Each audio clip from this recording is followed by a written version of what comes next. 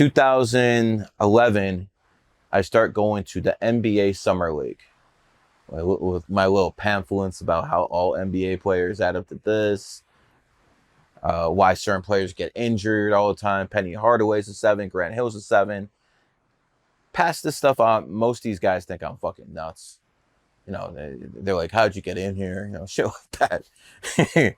And because I study this stuff, the NBA Summer League is the only place where you can come in contact with these players, in contact with these closest, like this. You can come start talking to them. Can't do that in the NBA. I mean, can't do that in NFL. Can't do that in Major League Baseball. Can't do that anywhere else because there's a distance. But in NBA Summer League, everyone's close. So I decided to target that. Couple guys liked me and started listening, but they were nobodies. They were like very low men on the totem pole in the NBA. Well, those nobodies turned into somebodies in about 2013.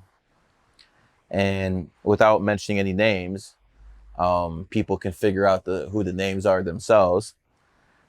In 2013, I saw that there was a team that was on the rise. They were called the Golden State Warriors.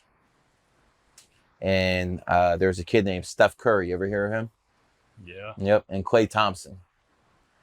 And the reason I liked them so much was, and I released this information so I don't care, is because 7 and 11 are like soulmates.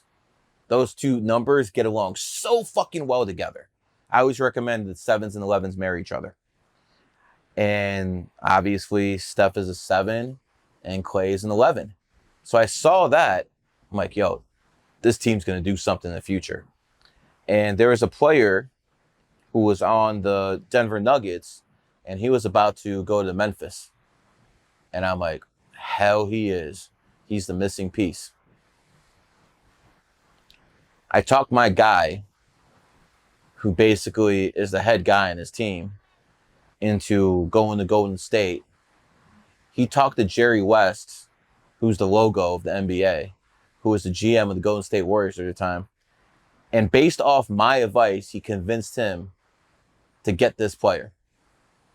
This player who they got in 2015 ended up being the NBA MVP of the NBA Finals. They won the chip because of this dude. You know who they beat? Cleveland?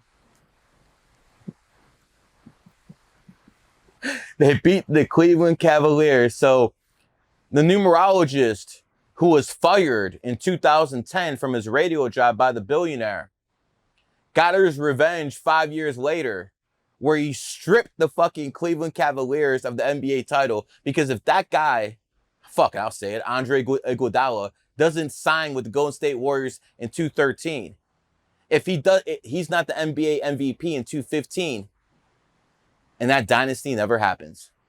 And by the way, that's the same Golden State Warriors that beat the Cavs in 2017, 2018. I took 3 titles away from Dan Gilbert. 3 titles away from LeBron James. Think about it this way. If it's not for me, LeBron James right now is called the GOAT. He's won 4 NBA titles. I took 3 away from him. He would have had 7. He would have had more than Michael Jordan. I am the exact reason LeBron James is not called the GOAT. And all started because Dan Gilbert got me fired from a radio job. But that's all I had back then.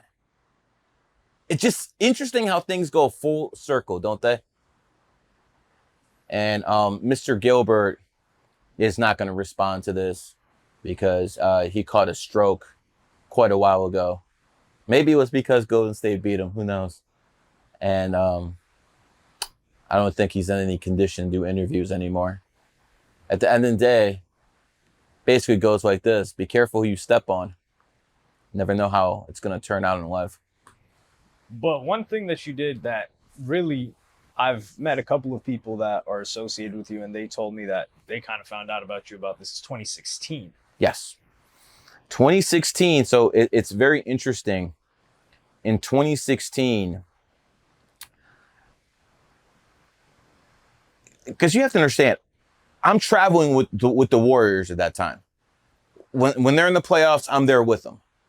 You know, do you know how cool it is going to NBA finals and being courtside and like fucking shaking hands with all the fucking stars? Not yet. You will, but I mean, that shit's cool. And I did that until COVID hit. I literally did that until COVID hit. And then after COVID, new rules came into effect and couldn't do that anymore. But in the Golden State Warriors used to get me in everywhere. Even my hometown Cleveland Cavaliers didn't want me around because of Dan Gilbert. So in 2016, it was tough because in 2016, the numerology was telling me the Cavs are going to win the NBA Finals. And the Warriors are my boys. But got to do what you got to do, right? So I went on the Cleveland radio station, channel 19, and people can look this up, Gary Numbers Guy Cavs, on YouTube. And I basically said the Cavs would come back from 3-1 down to win the NBA Finals because it's the best of 7.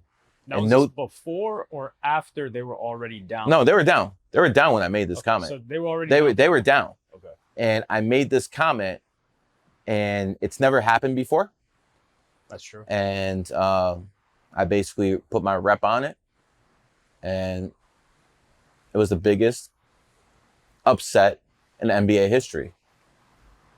Yeah, that helped a lot in making me. But I want people to understand what I went through. I had to go against the team that I'm cool with, the team I've been like going to the finals with. I had to go against them for a team of the owner I hated. Still made the right call because that's what I saw in the numbers. And have I been wrong before? Hell yeah, I've been wrong. But not about the big boy things. Whenever I remember the first time I put my rep on the line, it was 2012. Yahoo Sports. They can look it up. Yahoo Sports, the post game, Gary the Numbers Guy.